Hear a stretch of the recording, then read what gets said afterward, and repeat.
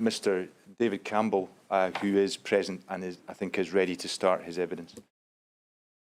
Mr. Campbell.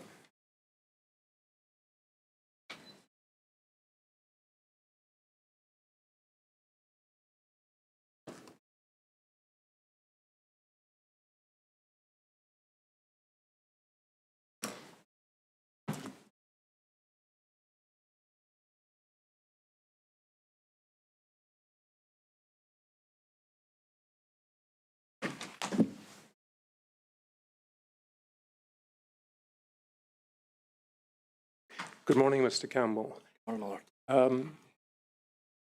As you appreciate, you're about to be asked questions by Mr. Duncan, who I think you've had the opportunity to meet. Good. As far as timing is concerned, we'll probably take a break about 11:30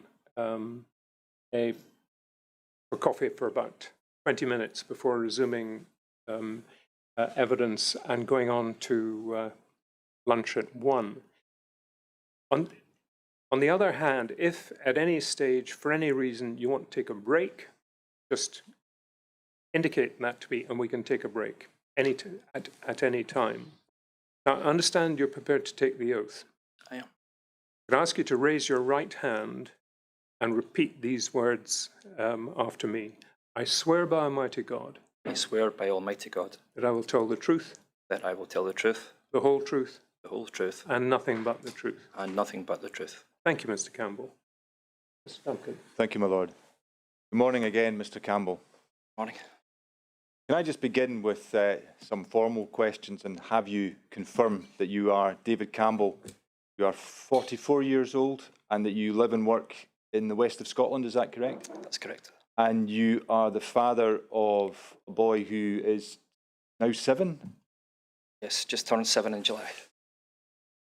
And you're here to give evidence about one aspect of your son's childhood, in particular that he became ill when he was 4, he was diagnosed with cancer, and he was treated in the Royal Hospital for Children and the Queen Elizabeth University Hospital in Glasgow, is that correct? That's correct. Mr. Campbell, you've provided us with a detailed statement about those experiences, and am I right in understanding that you're content that that forms part of your evidence to the inquiry? I am content. Thank you. And you've agreed to come along today to answer some more questions about aspects of that, is that right? That's right. Mr. Campbell, am I correct in understanding that there are particular parts of your statement that you wish to emphasise, is that correct? I would appreciate that, yes. And is it my understanding that you want to begin, in fact, by reading a part of your statement? Would that be right? If the inquiry agrees, I'm sure that would be appropriate, Mr. Campbell.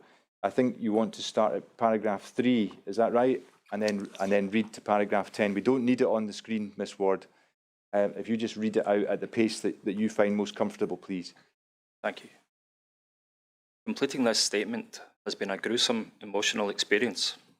Many dark, painful moments have been relived and attempted to be put into some kind of context. A difficult thing to grasp, as I am still in a form of emotional limbo, not knowing what to feel 3 years on from my son's first cancer diagnosis. The reason for that being, there are still many questions left unanswered from what we experienced in that place, so a form of purgatory remains. Some things are clearly evident though, and what is the most fundamental to me is that my son and the other children with their families should not have set foot in that building when their lives were so perilously ill as it was. People chose to ignore recommendations that the building was not as it should have been, even back in 2015. This was highlighted by an independent report, and the fact they continued to let these children be admitted to this hospital, ignoring qualified, substantiated advice, is totally unacceptable and unforgivable. My sincerest gratitude to James's fantastic consultant and his team. I will be forever in your debt.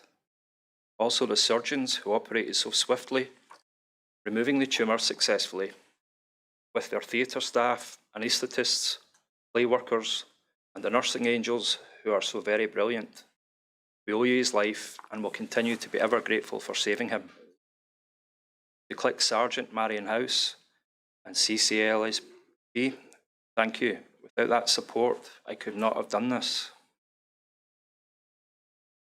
To the SNP government that let this hospital be handed over and deemed fit for purpose, and then let the health board continue to operate so inefficiently. The contractor people responsible for building a death trap for the country's most vulnerable children, causing so much distress and added psychological cruelty to us all.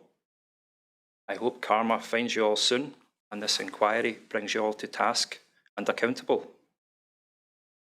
The staff who do all they can to protect these children every day deserve so much better than a board devoid of any compassion, candour, and accepted responsibility. To the health board, shame on all of you. To the beautiful little people we met in there that are heartbreakingly up in heaven just now and not suffering in pain anymore, thank you for inspiring me, showing me how to be fearless, how to be the best dad I could be for my son. As back then, I had nothing left to give. Cancer is so cruel. You all deserve so much more. God love you all, and thank you. And just finally, to all the parents, well done. We don't hear that enough, as no one really knows what we go through. Thank you. Thank you, Mr. Campbell. I'm now going to go on and ask you some questions, and I'm going to begin with a bit of background,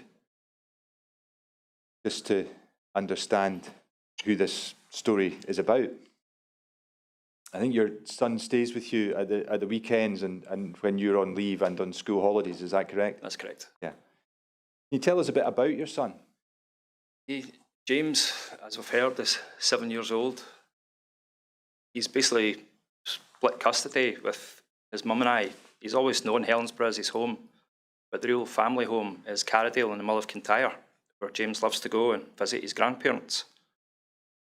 James is actually the 9th generation of Campbells from Argyll, so it's a long line of history and quarrels with Clan MacDonald and now battles with a hospital. We're a resilient people and we're still here after all this. The beach is a big thing for James down in Kintyre.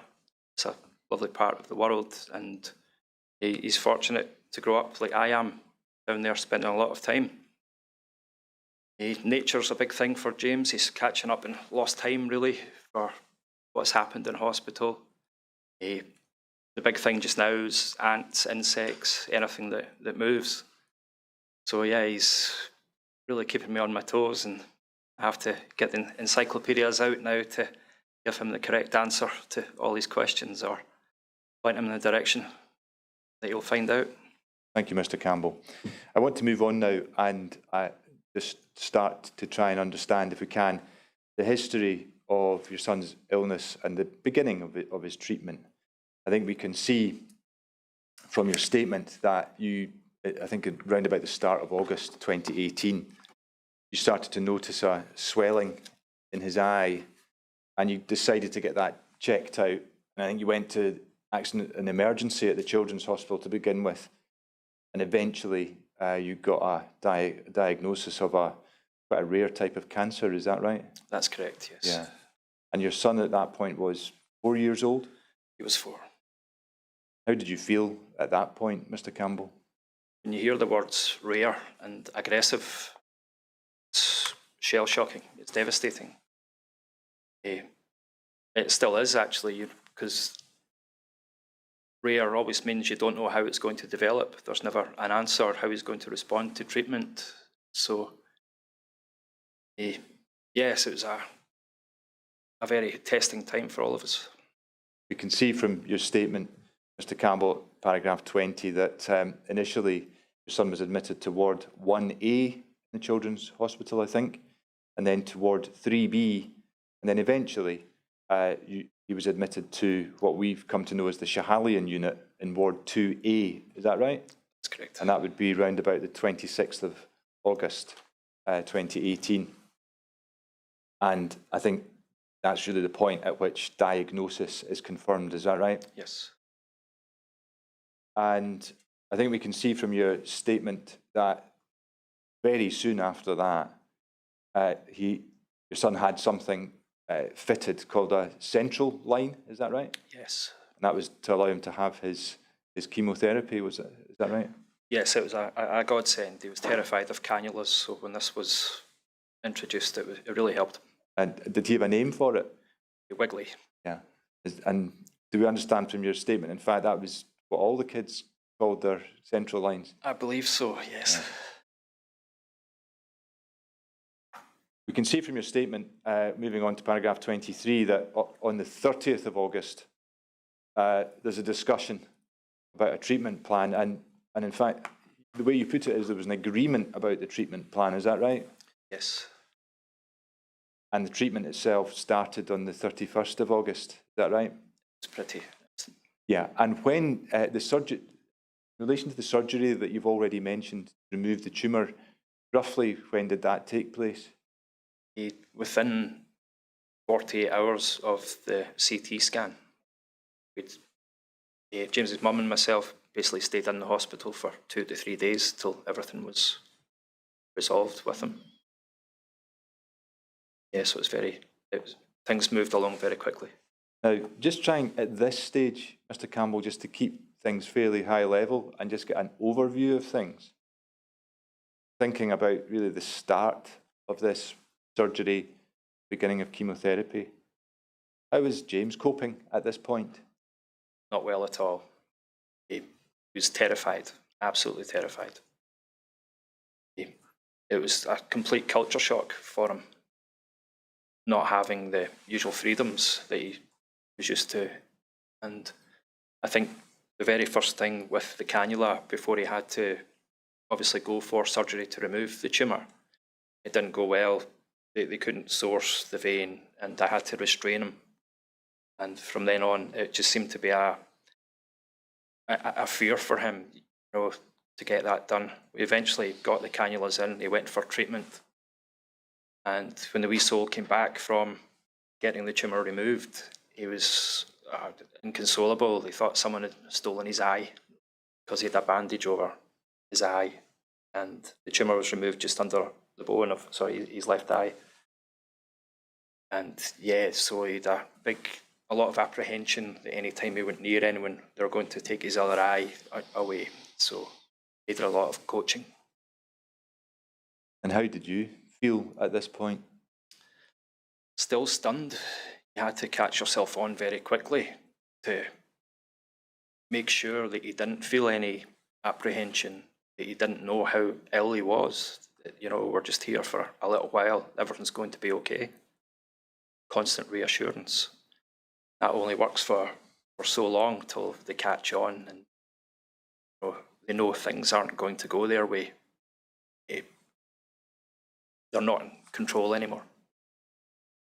Now we can see from your statement, Mr. Campbell, again just trying to walk us through things at a fairly high level. We can see that your son was discharged from Ward 2A, I think on the 3rd of September, and discharged to something called Click Sargent. What is that? It's Marion House. Click Sargent is the charity, a fantastic charity, and it allows parents and children to remain on the hospital grounds. It's similar to Ronald McDonald House, where families can go and stay, but still be available to be recalled to the hospital for any temperature spikes. It's a fantastic building, really clean, sanitised, hospital, kitchen facilities, washing machines, everything like that. It was a real godsend. And I think we see from your statement that there was a feeding tube fitted to James sometime, I think, in the middle part of September. Is that right? Yes, that wasn't pleasant at all, but he got around that. Yes, he became acclimatised to the feeding tube. And then maybe finally we can see that James would then go on and he would attend as an inpatient and as an outpatient regularly for about 6 months. Is that right? 6 to 7 months, yes. Yeah. And as an overview of that, I think you say at paragraph 26 that really he was in and out of hospital a lot over that period. I mean, as an inpatient, he was in quite a lot. Is that right? As soon as we seemed to be discharged to the grounds, we just seemed to be back in again straight away, yes. And for example, if he had an infection, he would be admitted, is that right? Yes, any sign of a temperature and he was or not looking right, yes, we didn't take any chances.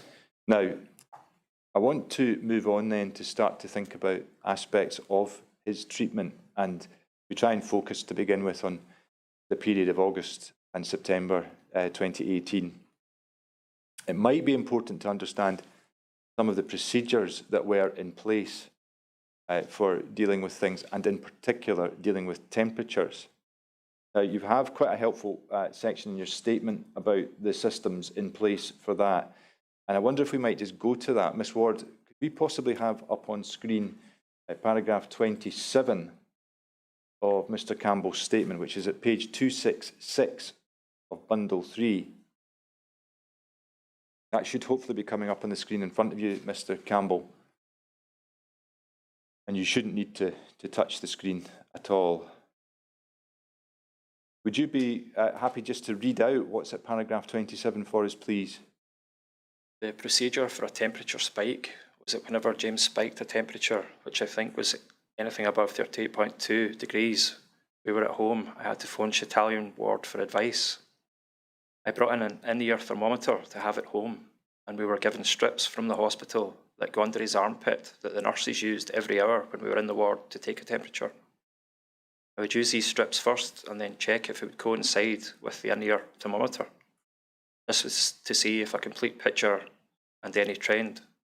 The nurses told me that I could gauge if there was a bigger spike this way. When I phoned, they would go through everything with me and ask me to check his temperature again. I had to give the ward some notice because sometimes they wouldn't have a bed for him, so they would have to source one in wards 2B or 2C until one became available in ward 2A. Sometimes we were given our own little room in A&E before we could be taken up to the Schiehallion ward. It used to be the case that when you called, you were told to bring your child in via A&E or ward 2B, and then you'd be admitted into ward 2A. After the move, you would still come in via A&E, but if my memory serves me right, it was always ward 6A we went into when in the adult hospital. Thank you very much. And again, while we've got your statement in front of us, I think we might use it also to see some other detail that you provide about aspects of your son's care at this point.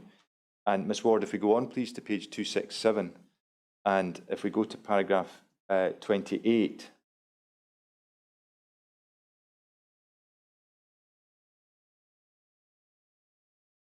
you set out your initial impressions of Ward 2A, and it might be quite useful if you were able to do so, just if you could read that out to us as well, please, Mr Campbell.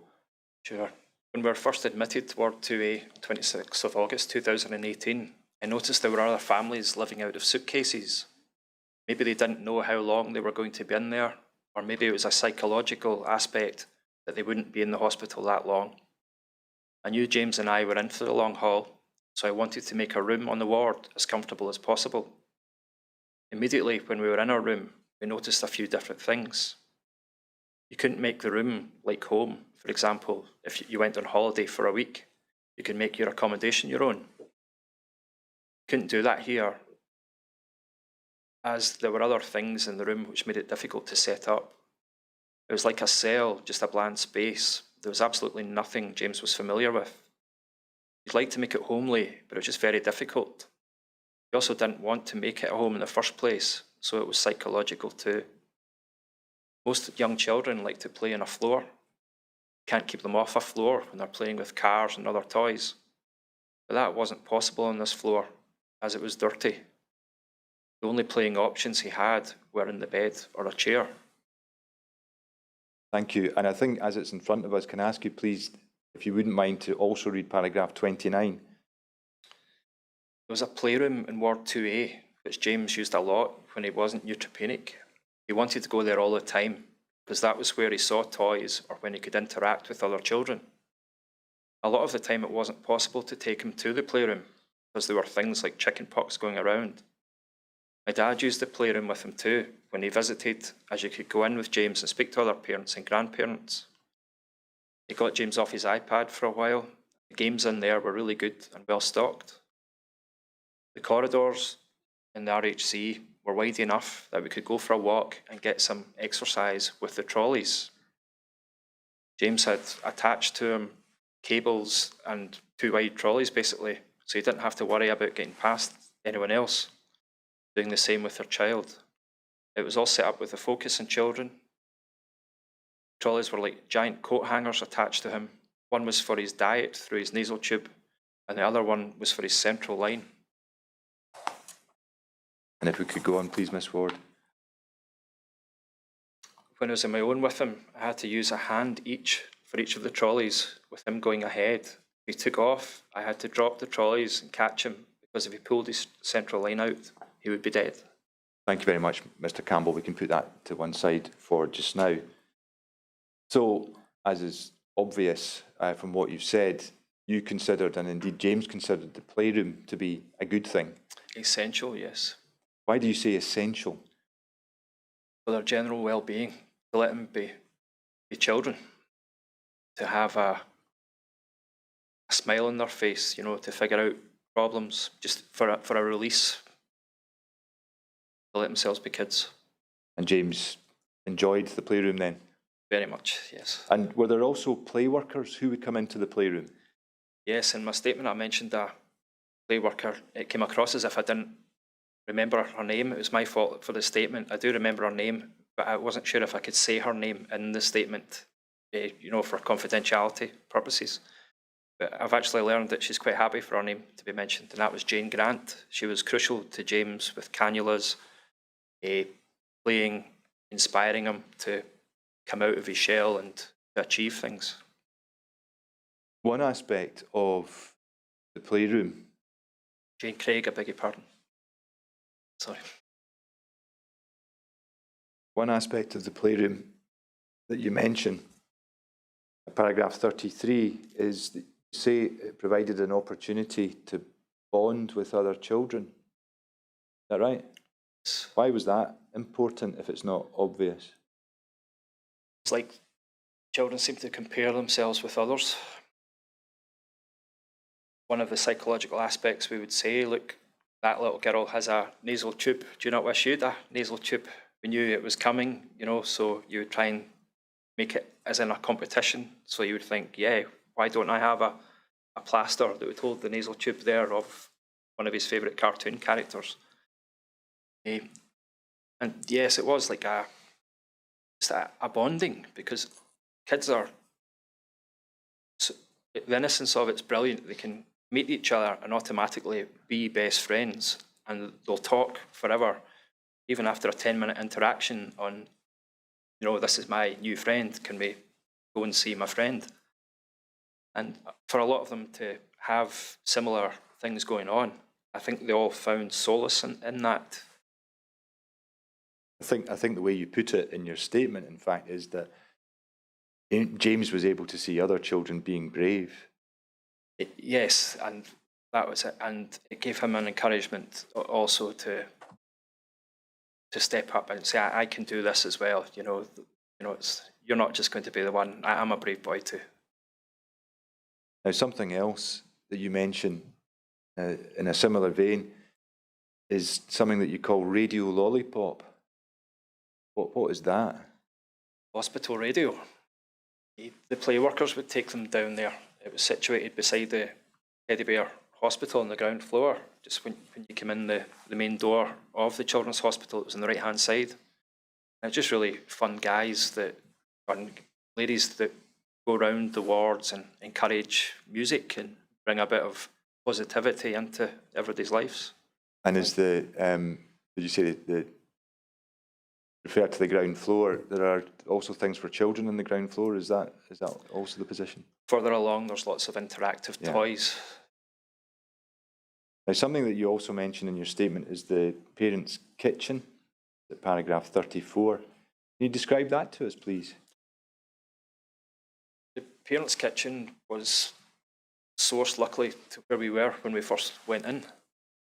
And we were introduced to it by one of the nurses and basically another family, where they told us, bring in what James likes, you know, that's your space, pick a shelf, write his name on tubs. Everybody's really good. You can bring in your own coffees, teas, everything, you know, and just source it all out.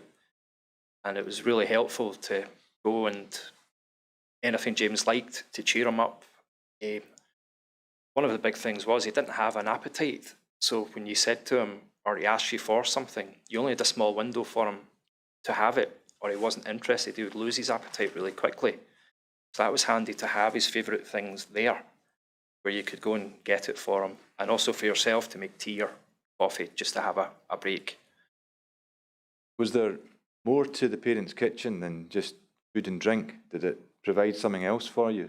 Yes, definitely. Support. Yeah, it was something that was severely lacking going into the adults' hospital. You could go in there to find support, or you could find yourself giving support as and when required. Usually just for the dads, just even a nod, you know, or a tap would be enough without saying anything, you know, without explaining what was going on. It was just nice for just to appreciate you knew someone else was there that got it. And one final aspect about these positive recollections, you also mentioned that there was a cinema in the Schahalian unit. Yes. Yeah. And that was something that the children enjoyed, is that right? Oh, it was fantastic. The new movies would come out, and a lot of them had like 2 of the coat hanger trolleys. The batteries never lasted long in these, so you couldn't actually get far with them before they would need charged up, maybe about 15 or 20 minutes. But the cinema was all set up with adapters and everything to put them on charge. Just let them all sit. The adults would be close by. But yeah, just watching their wee faces light up again and have a bit of a carry on round about, yeah, it was priceless. It was really good. I think the cinema set up that there are a number of seats, like a normal cinema, brightly coloured. Is that right? Yes. And there's also an area in front for children who are not able to be in a seat, maybe in a wheelchair. Is that right? Yes. And am I right in understanding there's also an area for those who, in fact, can't get out of bed? I believe there was, yes. Now, you mentioned a number of issues that you had and that you experienced on Ward 2A that were less positive. But I think it would be fair to say that one thing that you do emphasise is the care that you and James received on the ward. Is that right? Yes, I believe you've heard the words gold standard in this inquiry before, and without a doubt it was top end. Yeah. At paragraph 101 of your statement, you mentioned one of the things that you're less complimentary about, and that is cleanliness. Anything you would like to say about that? Probably been a bit harsh in the original wards of 2A, as James, when he was having tantrums, seemed to throw himself to the ground at probably the worst moment, like in the main thoroughfare walkway, where there's going to be large footfalls of people. When he did that, there would be, dirty his pyjamas or on his hands. And yeah, he seemed to be pretty good at that. It would be the worst possible time for him to have a tantrum. But everything was immaculate with regard to the playroom, the kitchen. All the other parents had a good level of cleanliness around them as well, a lot of respect for each other. But just, yeah, I found myself finding him changing his pyjamas quite a lot from when he went down. I've maybe been a bit harsh with that, but yeah, he was certainly dirty when he came back. Yeah, so I mean, you've obviously heard of the evidence that we had this week about the gold standard, and in fact, that was said in the context of cleanliness on the ward. And are you saying that that's something that you would generally agree with then? Yes. Other aspects that you mentioned that concerned you, beginning at paragraph 102, you mentioned there was an accumulation in the room of urine samples. Is that right?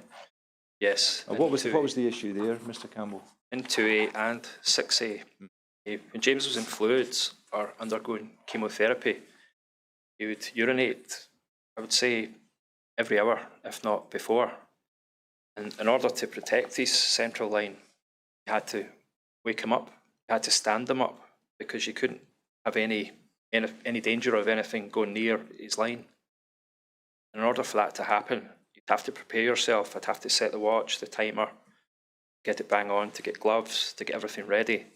And there was what we called pee bottles, cardboard bottles, to do that. While he was stood up, I had to kind of navigate a way around where I could hold this with one hand, hold him with the other, and at the same time stop him from falling, put him back into bed while still holding this pee bottle, which, while during chemotherapy, is, I've used the word radioactive in my statement. I'm not sure if that's the correct term, but I wouldn't like to have a drop of it near me. So I had to place that on the floor, put him back into bed, put up the railing so he didn't fall out. I'll be back in a minute. You had to leave these in the bathroom to be collected. And you indicate in your statement that sometimes they would not be collected, is that right? I believe 7 was one accumulation. And did you have a concern around that? Yes, for what was in the nature of the bottles. And of course that when you showered, that there was a sign saying, please run the shower for 5 minutes. And it didn't take long. The first couple of days of trying out the shower, it just was not feasible. 5 minutes would flood out the whole bathroom and it would come into the ward. So I wouldn't also like to take my chances of bare feet in the shower with pee bottles floating about. Yeah, so it was quite concerning. Yeah. I think another thing you mentioned is that you say the bin wasn't regularly emptied and there was an accumulation of soiled nappies. Yeah, James wouldn't thank me for this just now. But when he was 4 with chemo, it goes from one extreme to the other, where he becomes either constipated or if there is an infection, he's got no hold of his bodily fluids. And yeah, so we resorted for pull-up pants, more for him, but we didn't want to encourage him to go in the pull-up pants. It was more so the nurses didn't have to change a bed and make him uncomfortable by moving him. It was more like that. So often I would find I would just change him. And this was a mammoth task as well, with pyjamas, central line, nasal tube, if he was sick, or number 2s, to try and get the pyjamas off, pull-up pants on. As soon as you seem to get the pyjama bottoms back on again, wee soul would be that embarrassed. He would say, sorry, Daddy, it's happened again. And he would start crying. He would say, it's okay, don't worry. And this would go on for quite a while. So yeah, there would be an accumulation of nappies in the bin. And was that a concern to you? It was, yes. Again, because every time you opened, it was a pedal bin. There was 2 bins by the main door, and there was 2 in the bathroom. So one was an orange bin, and one was a black bin, one for food waste and one for something else. And yeah, because every time you opened the lid, there seemed to be a smell coming back out from that. Are you indicating then that it wasn't emptied as regularly as you would have liked it to have been? That's correct. And did that ever improve? Well, we actually bought the scented nappy bags because the nurses there, honestly, they were rushed off their feet and they had a lot better things they could be doing than emptying bins. So we thought it's not too much of a hassle to put the nappy in a scented bag. And to be honest, it actually helped us as well because you had a scented bag beside the bed. You could drop the nappy in and it saved you kind of having to juggle, stay there or put it in the bin, come back. So it helped both parties. In your statement, you also indicate that there was a problem with the toilet in one of the rooms that you were in. The toilet seat in particular was broken. What was the issue there, and what was the effect of that on James? It came off the toilet seat, yeah. After that, he was really wary. Yeah, it didn't do his confidence any good. Now, I want to move on to think of some other issues in relation to Ward 2A that you mentioned. Already touched on one of them. It's issues to do with water in particular. When you first went on to Ward 2A, were there any signs or notices of any nature that gave an indication that there might be some sort of problem with the water? No. But, and you talk about this in paragraph 61 and after that in your statement. During your initial stay, do you recall whether someone at some stage said something to you about the water? Yes, they actually, without the sign saying please run for 5 minutes, which when questioned, someone said it was to do with Legionella. Other than that, there was no other signage. And yes, one of the cleaners, who was excellent in the room, she kept James's room really, really clean, said she would not give her dog the water to drink in here. Just watch what you're doing. How did you react to that? Dubious, because you put a lot of faith into this flagship hospital, you know, it's state of the art. So you don't want to listen too much to speculation, but you also take it on board because you're somebody that's in the building and knows a professional. So yeah, it was taken on board.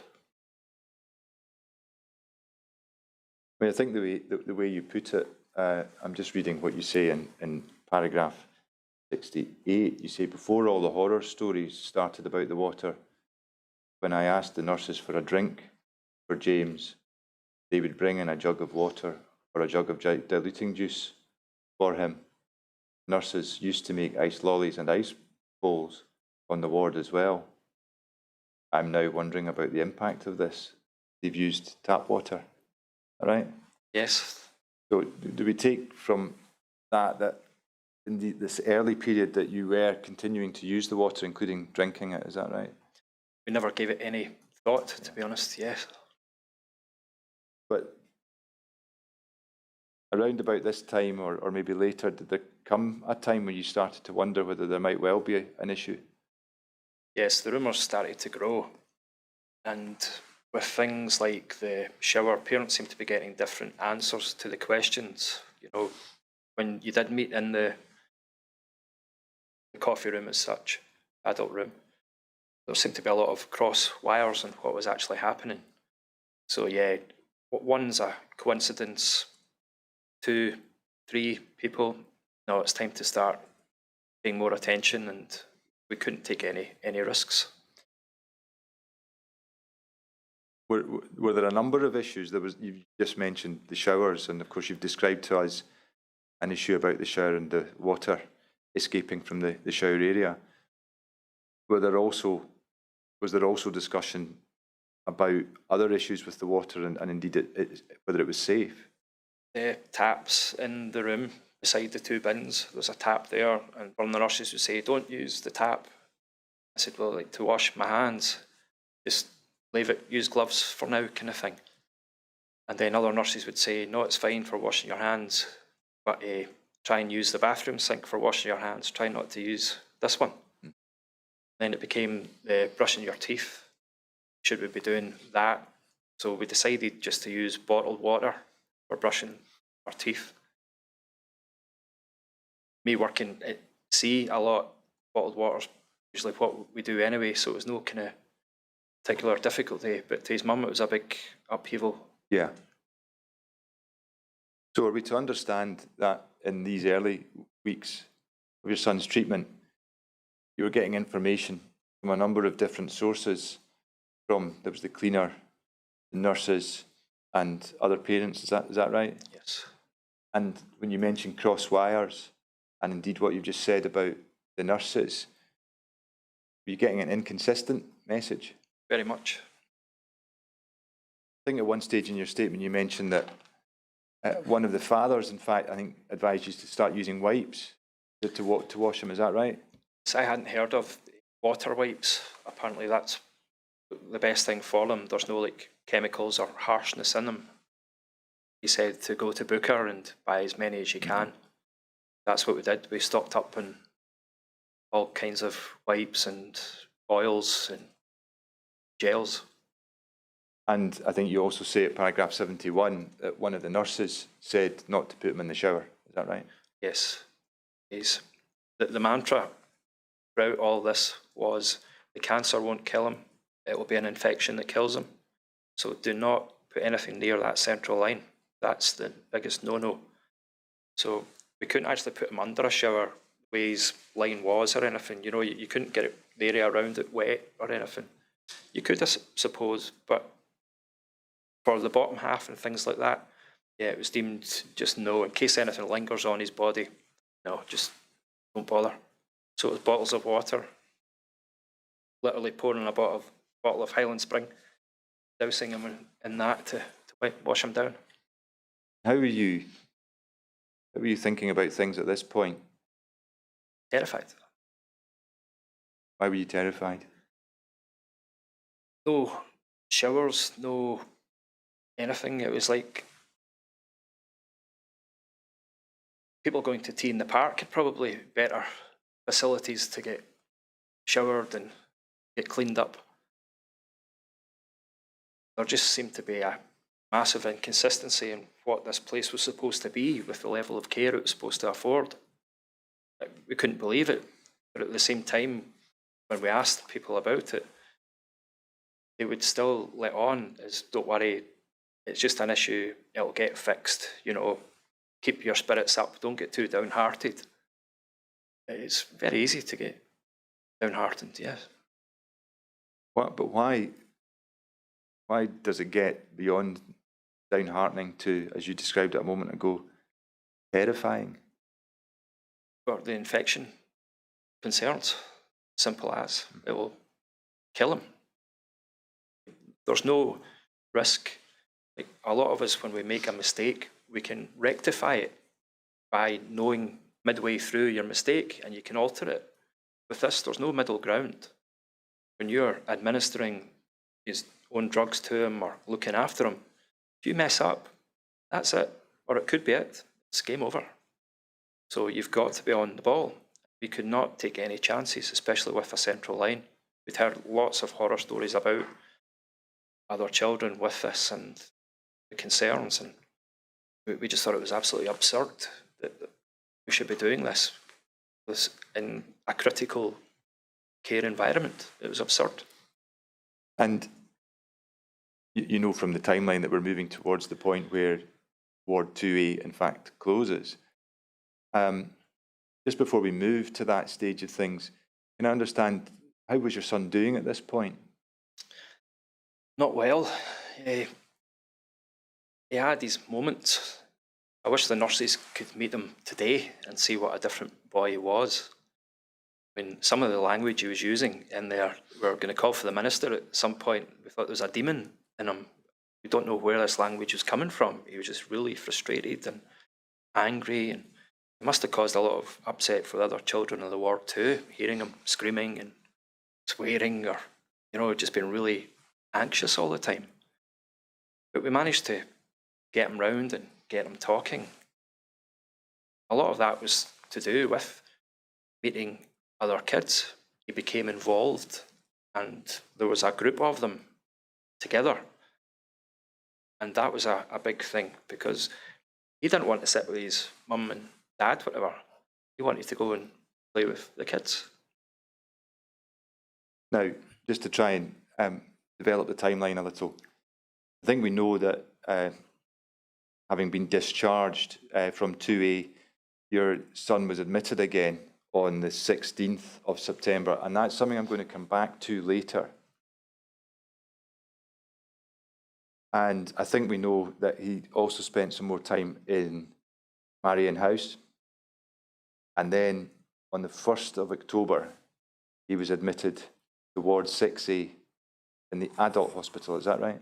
That sounds about right. Yeah. Because by this stage, as we've already heard this week, the Cahalan unit had closed or had been moved to Ward 6A. Now, I want to ask you a little bit, please, Mr. Campbell, about your discovery of the fact that the Schahalian unit was being moved. Paragraph 123 of your statement, you indicate that you learned of this when you received a text from a friend. Is that right? That's correct, yes. You want to tell us a bit about that? Lying in bed with James, we were watching something together and the text came through and it says, I hear you're moving, the wards are condemned, what's going on? Words to those effect. And I got annoyed because you're like, I don't need this just now, you know, I'm here, obviously, don't be talking nonsense. There's nothing like that, no indication of anything like that. And then he said, no, honestly, it's on the news. So we've heard other families mention about the TVs. You couldn't get any news on, the tellies wouldn't work. The Wi-Fi was down, so you had to struggle to actually get news. So you would text somebody, or I'd phone my dad or somebody like that, what's on the news? Yeah, just to pause you there, I'm sure it's obvious to everyone by now, you were actually in the hospital at this point. Yes, Yeah. yes. Please continue. That was the feeling we got, and couldn't believe it. Why has no one mentioned anything like this? And then we saw the other parents traipsing past, and you know, like, are you going home? You know, nice one, well done. Because you always like to see the kids getting out for a break or to go somewhere. I said, no, we're going into adult hospital. And you would ask the nurses and say, we can't comment in individual cases. I said, well, is the news right? Someone will come and speak to you. And we were still there for a week. After that, we were one of the last families to get moved into the adult hospital.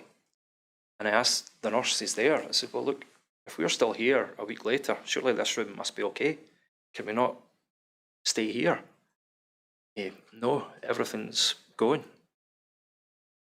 You can't. Did you have any concerns that you were one of the last families there and everybody else was leaving the ward? Very much. And what were those? It was hard to compass. There's so many emotions going through your mind at the time. But yeah, total alarm bells were ringing. And all the things that you'd heard about was coming to fruition. It just, danger, alarm bells were ringing. And part of you wanted to stay in the ward because the Schiehallion, the other families referred to it as the Schiehallion umbrella, whatever. I didn't actually experience that as such. It was just the long arms of Schiehallion. It was a safety net.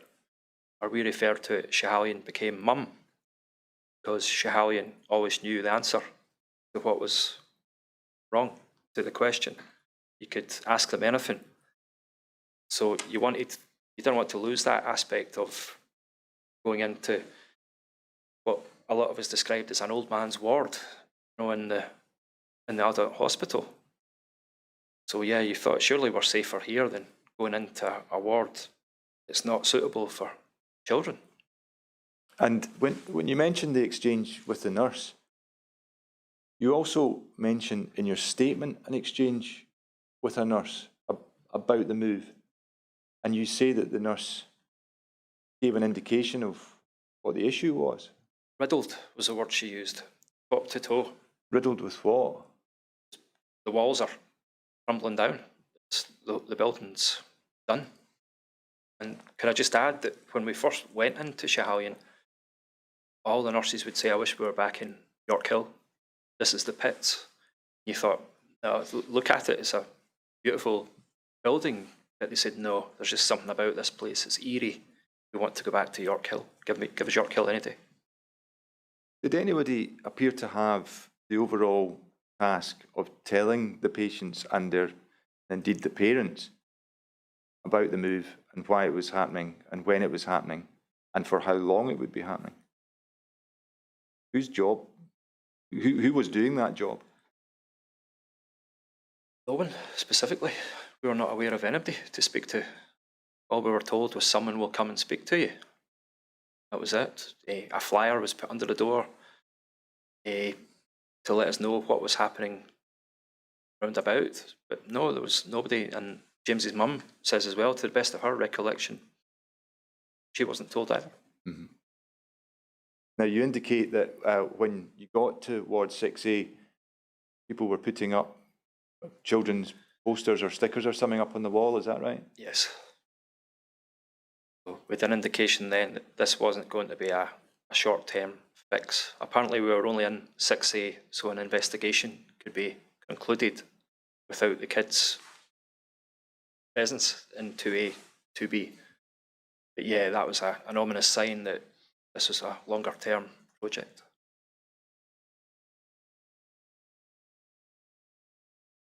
How were you coping by this point, Mr. Campbell?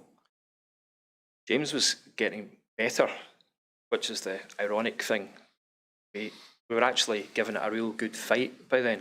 We had a lot of our ducks in a row. We were more organised. We had a system set up. James and his mum, that, you know, one on, one off kind of thing. We were going well. We were giving it a really good fight. We were optimistic that everything was going well. He was good within himself too. He was asking a lot about his friend as well, where his friend was and things like that. So, it was very disheartening. Okay. I want to move on then and to think about your experiences on Ward 6A. And again, if we just begin by trying to get an overview of things. I think we can see from your statement that there were cycles of chemotherapy in October and November 2018. It's at paragraph 54 if you're glancing at your statement. And there were admissions, I think, toward 6A in December and in January 2019. And again, Mr. Campbell, I'm going to come back to think about those with you. And then I think James got final dose of chemotherapy in February, would that be right? Sounds right. Yeah. And then after that, it was on to regular scans. Is that the way it works? I believe he's had 14 or 15 MRI scans up to present date, yes. And all of that is in 6A, is that right? Scans, no. The scans are a separate part of the building. But the earlier admissions and the treatment, 6A? I beg your pardon, yes. Yeah, sorry. 6A. So if we think about the experience in 6A, whereabouts did James stay on Ward 6A? For a long period, it would be the first door on your left when you come into Ward 6A. And whereabouts did you stay? There was a camp bed in the children's hospital. There was a fold-down bed, which was really handy because you could just tidy everything up. You could fold it away and pull it out again. You didn't have to set up camp as you like. You didn't really have time to set up camp at night anyway. But this was more a camp bed where you used to wheel it round and open it out, and it was awful. It'd always spring back up at you and awkward. So you as before, you stayed in the same room as James, and there was a fold-down bed that you used. That's correct. Yeah. Now, in your statement, you raised various issues about Ward 6A, and I would like to look at some of them with you. One of them that you raise is about accessing the ward, and you describe having to go through the main entrance to the hospital to get there. But what was the issue with that? It began from leaving Click House, the smell of the sewage plant going up, and one of my friends that was with us said, you know, who puts a child through the smell of SHIT going for treatment into a ward?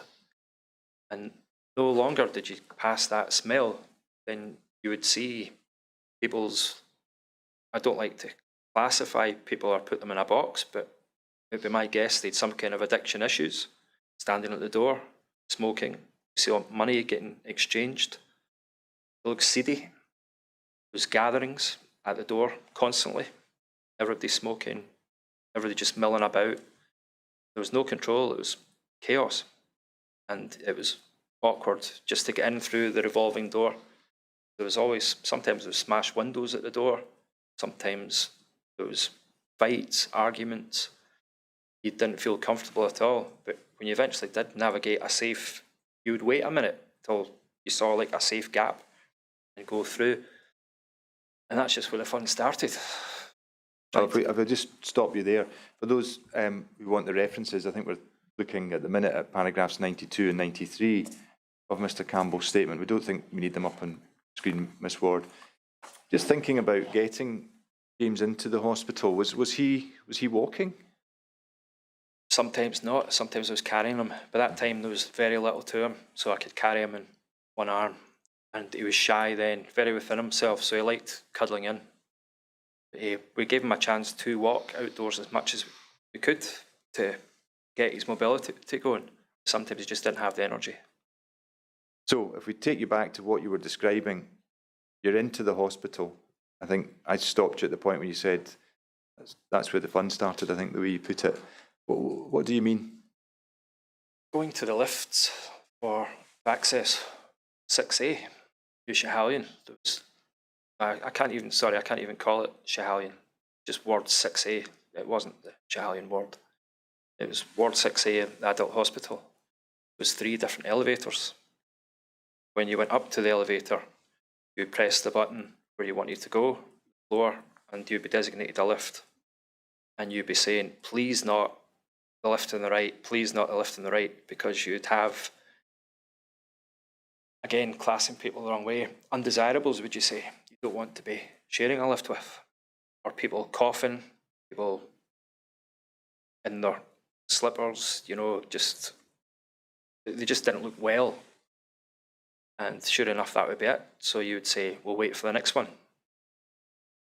15, 20 minutes, you're waiting for the next lift to go up, because they all stopped in different floors. They never went directly to 6. One would stop at 1 for whatever. The next one would stop at 4. Eventually you would get up to 6, but you're sharing a lift with all walks of life, ailments, potential disease and infection. If it's not already obvious, Mr. Campbell, what concerns did you have about that? This could kill him. Now, if we then continue the journey up to Ward 6A, you describe in your statement, paragraph 93, it is again, about how daycare was accessed. And in particular, I think you say that it was necessary to walk past in-care. Is that right? Yes. It was at the bottom of Ward 6. Yeah. It was just a straight run right down the corridor. So, did you have any concerns about that? Very much. And what were those? Again, the infection protocols. It was very cruel for the kids as well that were in there, that would see, and they were barely standing, trying to go for a walk round the block, we called it. It's like a circular ward. And then you get kids running up and down, misbehaving, you know, like family members that are in with someone to pick up a prescription or so, causing havoc. And, you know, you're thinking, hang on a minute, who are all these people? Yeah, it was chaos. Did you have any concerns about people walking through the inpatient area to get to the daycare area? Again, there was no infection control measures. They were just off the street, allowed to wander right in through a potentially closed high dependency ward. Now, another thing that you mention about Ward 6A is that at some stage you became aware of portable air filters on the ward, large boxes, is that right? Yeah, industrial grade air filters. What, if any, concerns did you have about those? That's when it really started getting crazy. Because if you become dubious about the actual air that you're breathing, then you know there's something really strange going on. You know, this is absurd. We've gone on the realms of fantasy now, where you can't even trust what you're breathing in. Even though the air conditioning's probably even switched off and not working in your room, you still had to have the air filters going on. And they were noisy, disruptive. James had a very peaked sense of hearing and smell, and he didn't like anything annoying him, basically. And this was annoying him. Another thing that you mentioned is that there was no parents' room. You've already alluded to that this morning. what were the consequences of there being no parents' room for you?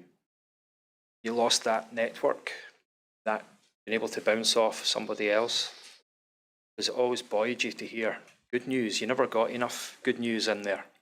So when somebody said they're getting home, or yeah, the scan's okay, or you saw people happy, and just getting a bit of banter with somebody, because there's a lot of gallows humour goes on as well, you know, to these kind of situations. And yeah, it's just really refreshing to bounce off people, and not having that there was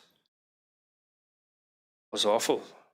I mentioned in my statement, seeing one of the mums along there been really upset, and I couldn't comfort her at the time because there was so much going on with James in his room, and there was always something. But I really regret not doing more then, because that mum and the wee girl on the first day we went into Schiehallion played a pivotal part in how we advanced on that journey. Because first day they came to the door, and this beautiful little girl came in, no hair, nasal tube. She had clearly been struggling, doing really well, and she brought up a little magazine with a toy to James, and she said to him, "Don't be scared, don't worry, everyone's going to be all right." Now that, for a wee person to show that level of compassion while she was already going through so much, it spoke wonders. And later on, going into the adult hospital, I was supposed to pay back that little girl's kindness by getting her a present and to repay that. But at Christmas and everything had passed, and I'd meant to get her this present, but the present I'd got her, somebody says, "You can't give her, she's too old for that." So I had to get another present. And with everything that was going on, going out and in, and all the stuff going on with the hospital, I didn't. And that little girl died. And I never got the chance to pay that kindness back. So just to her mum, I'm sorry. That's something that I would like to do something if I could for her memory. But I'm sorry I never got the chance to pay that back, because she was a real inspiration to James and myself for going forward. So going back to Ward 6, when that network is there and you see people, you've no idea if they're struggling or not, because you're confined to your room. There's nothing you can do. You know, you've no idea. People are breaking their hearts all over the place, and there's no support network as such. And for the kids too. Thank you, Mr. Campbell. You also mentioned some practical impacts from there not being a parents' room and there being no kitchen, effectively. And was that if you had wanted to get something, you would need to actually physically leave the ward? Yes, you couldn't bring any of like James's favourite ice lollies or sweets. The dietitian would tell you that just give them sweeties, anything. It doesn't have to be nutritious as such. It should be, but just give them some kind of food. So he always kept what he liked handy, but there wasn't anywhere you could store this. You could keep it by the window, which was freezing. So you could keep a pint of milk by the window and it would be all right to use the following day. Seriously, that's how cold the windows were. So anything, yeah, like ice lollies, you're going to get this. It was like a treat, you know, go on, be a sport, James, you'll get an ice lolly after this, or we'll get some of your sweets or some fruit or something. And a lot of the time he would go ahead because he knew if you timed it right, you'd be compliant, get this. But all that stopped. You could ask the nurses, yeah, can I leave this in your fridge? But it was the actual nurse's workstation fridge we had to use. And I wasn't comfortable going into anybody else's fridge, you know, that you don't know who they are. Because with the children's hospital, everybody had a level of respect where you tidied up after yourself. You know, everything was itemised down. But up there, it was a free-for-all, and I wasn't comfortable leaving anything in there. Not that it was ever encouraged. Okay, thank you. And another thing that you mentioned that wasn't present on Ward 6A was a playroom. And I would like to understand what the impact upon James was of that. Broken-hearted. It was a massive loss to James. We became the bad ones because all he was hearing from us was no. And no one else was becoming accountable. It was the parents that bore the brunt of all what was going on. And we didn't know how to tell him why he couldn't do this because we didn't know ourselves. And you can only tell kids, not lies, but, you know, little white lies for so long before they won't believe you. And when you would say, can I go to the playroom? No. Can I go and see such and such? I'm sorry, you can't. There isn't a playroom. Your friend's not there. Can we go for a walk? Can we go to Radio Lollipop? Can we do this?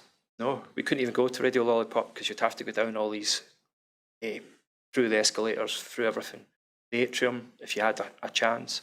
You could maybe go to the atrium at night, really late on, when you knew it was quiet. Even then, you're still taking a big chance to get into all these lifts. So, yeah, the no playroom, it was unthinkable for them. Yeah, it really was. I think in your statement you say that James had actually made some friends on Ward 2A. You've already alluded to that today as well. And are you indicating then that was no longer something that was available to him, playing with those other children? No, he would pass maybe somebody briefly in the corridors when we were going for a walk. But you couldn't take the chance because, as I mentioned, with daycare going on, or even the corridors were so tight, Ward 6, there wasn't space to take the trolleys down. Or if you did meet another parent coming up with the trolleys, it was some kind of weird and wonderful way of trying to get everybody through, you know, to pass properly. And then the battery would go and you'd have to come back, and it wasn't good. You say in your statement that there was no access to the cinema from Ward 6A, is that right? I believe there wasn't, that was condemned as well. But just going back to what you've just said, and I think you indicate this in your statement too, that James and indeed other children just tend to stay in their rooms. They went into themselves, yes. But they would be in their rooms more than they would have been in Ward 2A. Is that what you're saying? Correct. Yeah, they were practically bedbound. He went into his iPad. We tried to limit his iPad time, but with the TVs not working, or the interaction was, the play worker still came and interacted with them, but it just wasn't the same. For their own moral morale and moral support, they needed children round about them. Now, in your statement, Mr. Campbell, a couple of passages, you set out what might be your overall impression of Ward 6A. Ms. Ward, I wonder if we could go, please, in Bundle 3 to paragraph 37 of Mr. Campbell's statement, which is at page 269.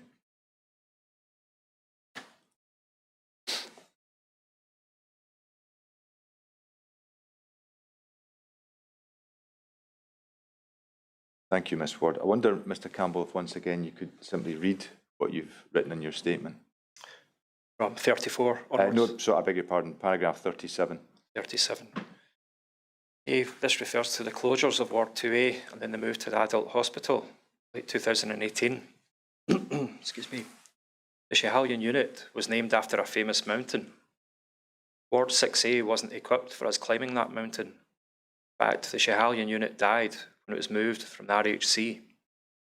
We saw it getting further, by that I mean the peak, away from us every day. With all that was going on with the cancer. You could take us on, Ms. Ward. And now an unfit place for him to receive his treatment. This definite put his survival chances at definite disadvantage. And Ms. Ward, could you now take us on, please, to page 274?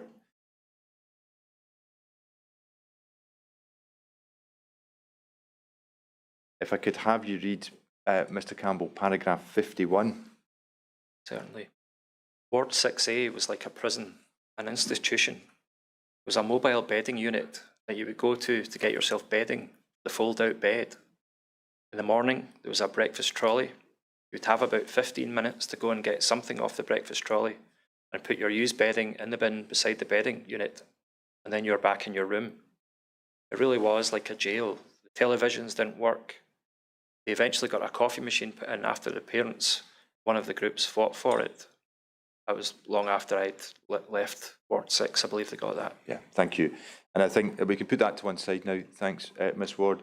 And I think, in fact, you also say that James's view was he just wanted to go back. Is that right? It increased him wanting to go home even more again, to escape. And he would make for the door every chance he got. Yeah, he was hating it. Could I just add as well that when we were saying no all the time at home in Helensburgh, if I said no, can I go out and play? Can I go and see my friends? Can I do this? Can I have a nice lolly? If I said no, I would have social services knocking on my door. And I think I would find myself in a lot less salubrious surroundings than this to answer for that. So I think it was absolutely criminal depriving these children of being children.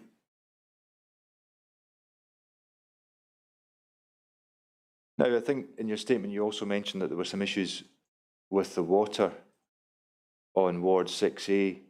I think at one stage in your statement, it's paragraph 69, you indicate that you were provided with water bottles. What were those? Were these bottles of water that had been filled in the hospital at the sinks or something of that nature? My apologies, that's probably been misconstrued. I saw the nurses bringing in bottles of water. We were never given bottles of water. We brought in our own all the time. Sometimes we were given bottles of water to wash James Hospital for washing him if we had run out. But yeah, the nurses seemed to be taking in large bottles of water.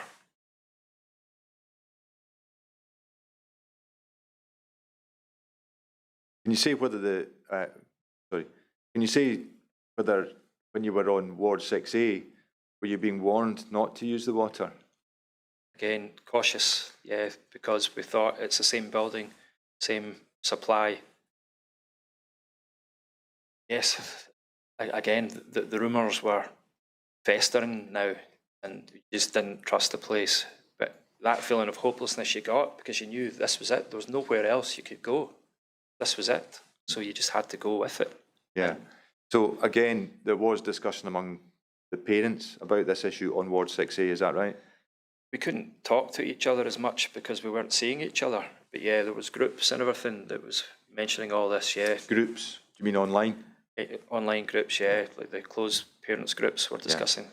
Yeah. And if you have a quick look at paragraph 70 of your statement, Mr. Campbell, sure, you do indicate some discussion with nurses about this. Just have a quick look at what you say in the first paragraph, the first sentence of that paragraph, sorry. Yes, if I was to ask the nurses about the water, some of them never used to give a straight answer. What do you mean by that? Deflection. Obvious deflection. That don't not use it, but don't use it at the same time. It was really, it's up to you. Some would say, I wouldn't be on the safe side, use bottled water. Others would say, it's okay, we haven't heard any complaints as such yet. So again, that's helpful just to understand your position. What you're indicating then is a lack of clarity and a lack of consistency. Is that it? Absolutely. Yeah. Okay, thank you very much. Now I want to move on to look at something else. One thing that you mention in some detail in your statement is concerns that you have around hospital-acquired infections and the use of antibiotics. Is that right? And if I just start with an overview of what I understand your concern to be. One of the issues that you have, I think, is the possibility that your son suffered a number of infections connected to his treatment. Is that right? That's correct. And am I right in understanding that, in fact, your solicitors are actually looking into that issue? Is that right? Yes, I've asked for assistance on that. Yeah. And one of the things you have been doing and your solicitors have also been doing is getting a hold of your son's medical records, is that right? And I think a linked concern to this issue about infection and antibiotics is I think you have a concern also about the extent to which your son was actually tested for infections, is that right? That's right. And again, is that something that through your solicitors you're looking into? There was about 30 to 40 blank documents in his medical records, and I was not able to get the medical records myself. His mum wasn't able to either. It was only through our solicitors that we were provided with his medical records. Yeah, if I reassure you, I hope, Mr. Campbell, by saying I'd not wanted to take you into discussions and work that's being done by your solicitors and that are private to you and indeed them. So I just wanted to get the general picture. Now, paragraph 72 of your statement, you just have a glance at that perhaps, just to reorientate yourself. I mentioned it in passing earlier, that there was an admission in September 2018, I think with sickness, is that right? Yes, sickness, and probably accompanied by diarrhea too. Yeah, and I think what you go on to say is that there are classic indications of infection. I think you mentioned pallor, temperature, and the responsiveness is the other one, is that right? Yes. And are you therefore indicating that recognise that James's presentation at that point didn't include any of those, is that right? I would say, yeah, that they were the key things that I look for. Yeah. But in any event, your suspicion is that there may have been an infection at this point. Is that what we should understand from your evidence? It is, yes. Yeah. But that there was no indication given to you at the time from hospital staff that there was an infection, is that right? What that infection was, or there is an infection, yes. And then I think we can see from your statement that there was a further admission on the 1st of October 2018, paragraph 73, Mr. Campbell. And I think on this occasion, I think you have a recollection of somebody saying something about a, quotes, wee infection, is that right? The term wee infection was used quite predominantly, yes. Yeah. Encompassed what nearly everything was. It's a wee infection. Yeah. And then I think there's another one, the beginning of November, paragraph 74, you mention an infection that in fact turned out to be the influenza, is that right? Yes, I believe he was taken from Dalbeattie by ambulance to the Queen Elizabeth on that occasion, where another family member had influenza A, and there's a bit of a mix-up on whether it came from James or whether it was the family member. Now, can I take you please to paragraph 55 of your statement? We don't need this up on screen, Miss Ward. Just maybe read it to us if you could, Mr. Campbell. Sure. James was admitted on the 8th of December 2018. Sorry, I beg your pardon, I should have introduced this. It was just to make it clear that I think this is a further instance where you think that there may have been an infection, and this is the 8th of December 2018, is that right? That's correct. I'm sorry, please continue. He was feeling sore, so I was told to take him in. The 8th to the 14th of December, he would have been treated with antibiotics because he wouldn't have had started his chemo on the 14th of December unless his bloods were good and the infection had cleared. I told Dr. Sastry, who was his consultant, that James was sore, and he said that it was a side effect of the antibiotics. He could only have been in for an infection, so there would have been mention of an infection. I honestly don't know, but my gut and everything tells me that the infection was from the hospital because they wouldn't have had him on these antifungal drugs otherwise. Now, later in your statement, Mr. Campbell, at paragraph 75, you go on and you indicate that the medical records are a bit vague, as you see it, about this event. Is that right? Yes, I believe James was placed on antifungals long before they were brought into the adult hospital. And on his records, there are mentions of some bacterial drugs,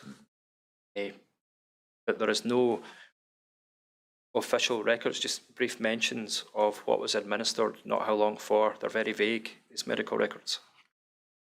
So, I mean, what it comes to then, again, is that you suspect there was an infection at this point, and you suspect it was hospital acquired. Is that it? That's correct. Yeah. And why is it you suspect that? With everything that was going on, there just seemed to be always something, always a new danger to overcome. The water, the air, the floor, the central line problems. There was just so much going on. Now, can I take you back, please, in your statement to paragraph 56?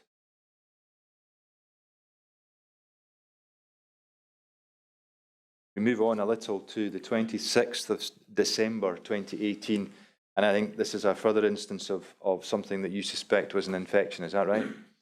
Yes, another. Now, I wonder if you could just take a moment to have a look at paragraph 56, and if you're able to, if you could maybe just summarise what it is that you're trying to set out there.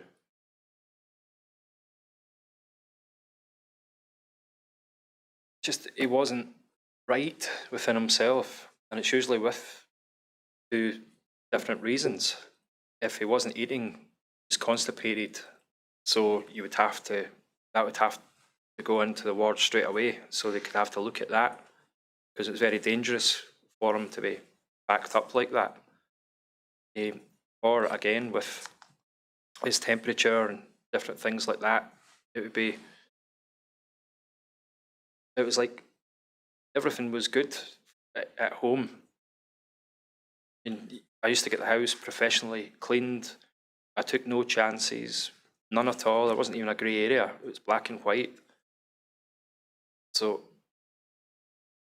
I got to know him very well, and for the life of me, I can't see how anything at home would cause concern for him, where everything we hear in the ward was chaotic. And they seemed to, as soon as we were in the ward, they wanted you to leave straight away. You knew he wasn't right, and you could probably do with further care, but you felt as if they felt that he was safer at home than he was in the ward. That's why I always feel like you got that impression, not because they needed the bed or anything like that. It was just, this isn't right. The whole body language of everybody, I got the impression that this was going on a lot.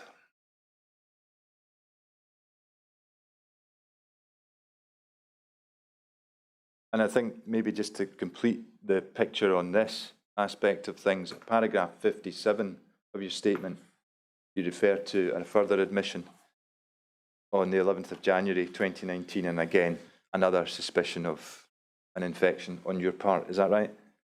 That's correct, yes. And I asked the board about the reason for platelets. Do they require blood transfusions as a result of hospital-borne infections? And they said no, it was due to other issues.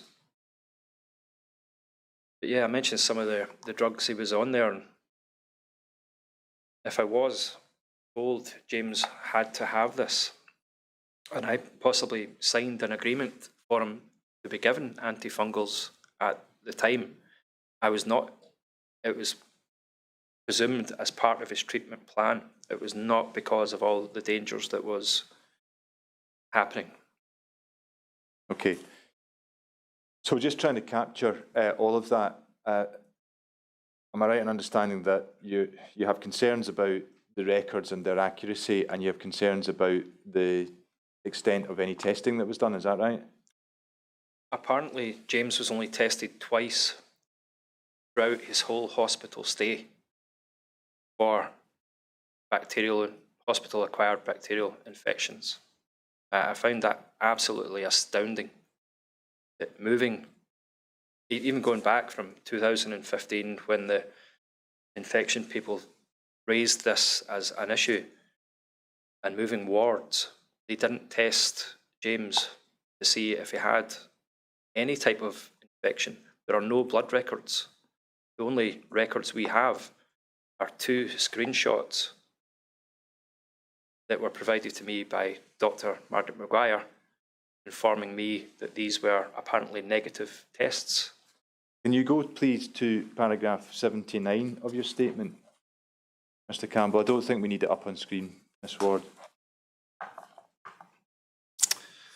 Is that what you've just referred to? Yes, and I thought surely there must be records of his blood tests on file. It should be straightforward, a computer printout. Did he have an infection? No. Okay, can you show me the paperwork, please, that says no? And there isn't any. Yeah, and I mean, if you just take a moment to look at paragraphs 79 and 80 and let us know if there's any more you want to say about those matters. Firstly, if I may, regarding Dr. Maguire's letter that said that the children could not be tested because of the effects to the body, as they are very intrusive tests. The Schiehallion nurses were so skilled, they were very intrusive to the children, but the children didn't know a thing about it. That was where the skill came in, where they would engage with them and take bloods, do all sorts of things there, and the kids were comfortable. So for Dr. Maguire to say that they were intrusive tests, she can't have spent any time on a cancer ward, because it's preposterous to think that that was the case, or that they had to show symptoms for an infection. Now, without any medical training, just being his dad, symptoms to me of infection is lying down, like going through chemotherapy. There is no energy, your pallor is down. You're showing all the classic symptoms of infection constantly. So it's very difficult to ascertain how you could be displaying symptoms just for a gram-B negative infection, when I believe there was 80 or 90 different bacteria mentioned. And I asked members of the board, would you please tell me what strains was he tested for? And the answer was just gram-B. He was negative. I find that really bizarre, as I've mentioned in my statement. I would have hoped to have been tested every few days, few weeks, for any anomalies. But it's I'm 100% certain in this. I believe they did not test the kids because they were pumped so full of the antifungal drugs like posaconazole. It was as if they've got that, so they won't catch anything fatal. That's a safety net. We're all right. So they didn't have to test the kids because they knew that they possibly would not have all these other types of bacteria. They just concentrated on the gram-B. I could be wrong, but I'm pretty certain in my own mind that that's what was going on. Now that takes us, I think, then to the next aspect of this, which is the use of preventative medication. And again, Mr. Campbell, if you could just have a look at your statement, beginning at paragraph 81, and it goes all the way on to paragraph 87. And just trying to summarise, I mean, we've obviously got your evidence on that in quite a lot of detail, and I don't want to go over it again unless you feel that that's something that you would want to do. So trying to summarise what you've said, I think already we've had some evidence from you on this in any event. Part of the problem is that, again, you feel that the records don't accurately set out the extent to which antibiotics were used. Is that right? Yes. Excuse me. I found something in his records from pharmacy to say that he will be prescribed 2 days post and pre-chemotherapy, and that was for posaconazole, and that would be a constant. But in his records, it was just rarely mentioned, posa. you know, fleetingly, but it actually said from pharmacy, this is what he was to get, and it would only stop for chemotherapy. So are you indicating that as far as you can see, the records don't actually marry up? No, there's no mention on some days of him being given posaconazole or the other weird and wonderful antifungals. I've only went to Google for the answer to what some of these are. They say never trust Google or Wikipedia, but most of these drugs that he was given appear to be for these kind of bacterial infections. And if I look at what you say at paragraph 86, I think an aspect of this, again, is you consider that you may or may not have been told, or sorry, let me rephrase that. I think you have a concern about what you were told about the use of antibiotics. And if I could have you look, please, at paragraph 86, and maybe just help us a bit with what you're saying there. I think you say, I may have not been told that James was getting posaconazole. However, if I ever was, then it was not fully explained. As a preventative measure, that was the key words, preventative measure, is as well having it than not, just in case, you know, we're going to administer this to the kids. There's no problem, don't worry. Well, there was a huge problem, but we were told it's not a problem, don't worry about it. This is a preventative measure only. So if I did agree to posaconazole being administered, it would be on the words, again, of faith with it's in his best interest to take this. And you're at your wit's end then, so any form of safety net that could make him safer, you would go with. And I find it really bizarre that I'm complaining about him being given posaconazole. This is the absurd thing, where it's probably posaconazole that saved his life in that building. And it's very hard to take that. It leaves me very confused in the logic of that, to be honest. Yeah, thank you. I think I understand your position, Mr. Campbell. That's very helpful. Later in your statement, in fact, I think you also indicate, this is at paragraph 122, you indicate something about a note being pushed under the door or something of that nature. Is that right? Yes, I wish I'd kept it. I believe one of the other parents has a photocopy of that, and it was in the cheapest paper possible, and it was a generic note, no personalisation or anything to it. It was rubbish. I believe it actually went in the bin straight away. It didn't state anything valid that we didn't already know. Yeah, it was rubbish. I'm going to move on, Mr. Campbell, to ask you a bit about impact on you and on your son, and I'm going to also I'm going to ask you some questions about communication. And it might be appropriate to do that after the break, but maybe before we do that, I might just ask you about one further thing about the hospital. I think you've indicated a number of other concerns about the hospital beyond the ones that you've already mentioned, and I think those are set out from about paragraph 88 onwards. One of them is the cold area at the window. You've already mentioned that. Am I right in understanding that also it could be very hot in the ward? Is that right? Yes. You say at paragraph 89 there was air conditioning, but you were too scared to turn it on. That's correct. Why was that? The rumours. Apparently there were dead pigeons in the air ducts. There was all sorts of issues coming from the whole central hospital system, where there were spores being transferred into the rooms. And again, why would they have the filters and everything in place if the air conditioning didn't cause a problem? And throughout all the wards in 2A to the adult hospital, the air conditioning was always very temperamental anyway. So it would be too hot, too cold. There was never a minimum setting, if you like. You could control at home a comfortable setting. And yeah, so it's very hard for us, one, judge his temperature, because you didn't have a baseline warmth in the room like you would have at home, a constant, because you would be over by the window, it'd be cold, and the wee soul, he'd nowhere to go. He used to love looking out the window and just daydream, just get lost and stare out the window. It was too cold, so he couldn't. He had to get back over. It was soul destroying, telling him, get back into your bed, you know, kind of thing. It was awful. So you put a jacket and everything on him to put him by the window to look out.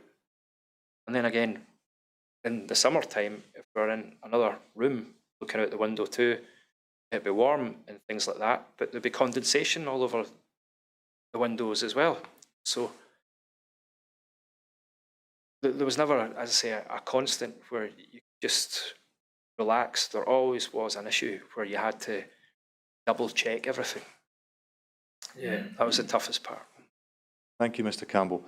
My Lord, I've gone a bit beyond the appointed time for a break, but this is a natural break in the evidence if your Lordship is still minded to have a break. I think I am still minded.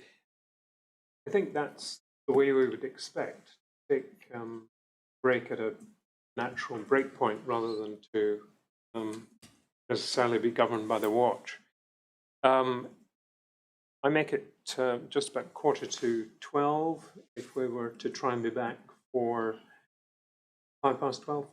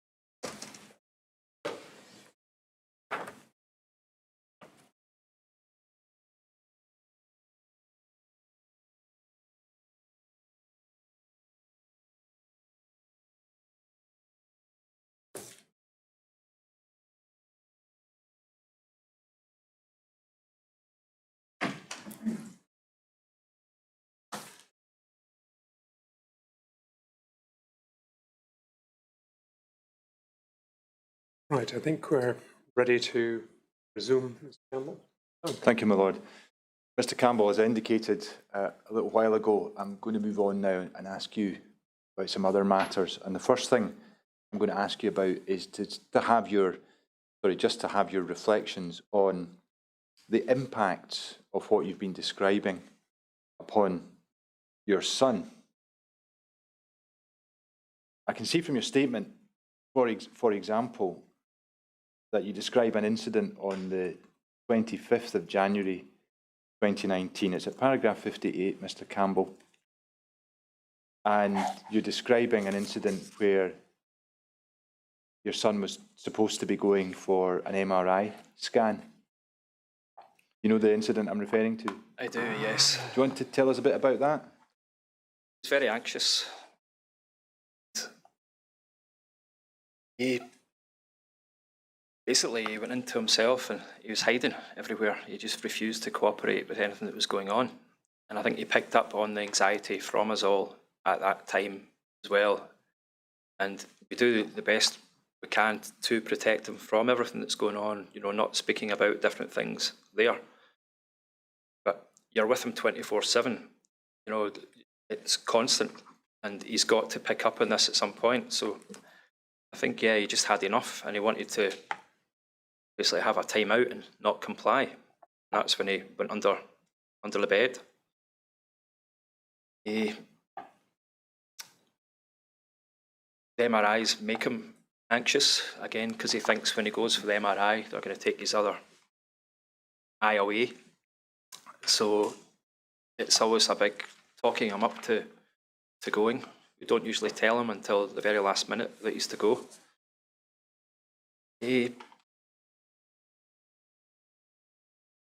So he really kicked off. He wasn't being compliant and he was getting quite aggressive.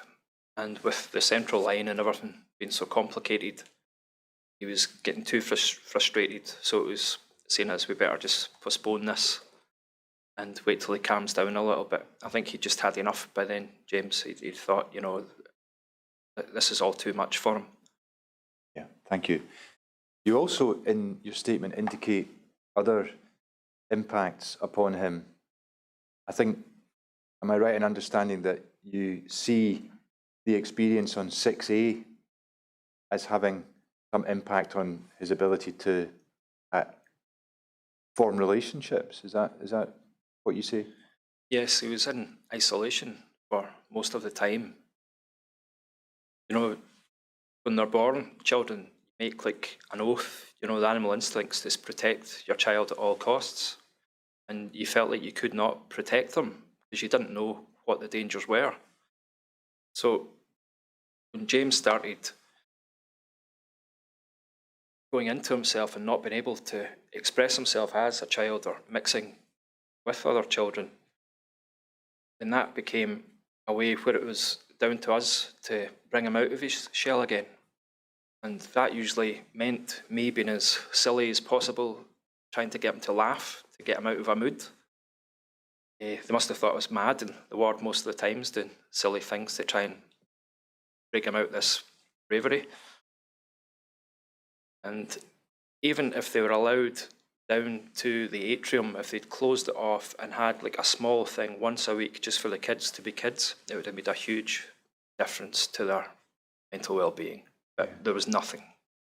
And apparently the health board, I presume, knew all this was going on, and with any nursing experience that one would like to think they had, it was deemed perfectly acceptable for this to carry on for a long time. And sadly, yeah, the children's mental well-being was at a complete disadvantage as a result of no interaction. And how is James now? Brilliant. But it's a slow process with James interacting. He started primary 3 there, and the school's been good. He's maybe too forward, trying to find friends now because he hasn't had friends in a long time. So he is a forward boy, you know, do you want to do this? He's used to having his own way a lot of the time. So when he does meet friends now, you have to do it on my terms. You know, we want to play this way. But he's getting round to joining clubs and things like that, and we've had to I've had to get a lot more tools in my toolbox to help him express himself more and show him how to maybe there's another way to what he's doing without putting him off or discouraging him, his progress, his confidence. And yeah, I'm happy to tell you all today he's doing really well, thank you.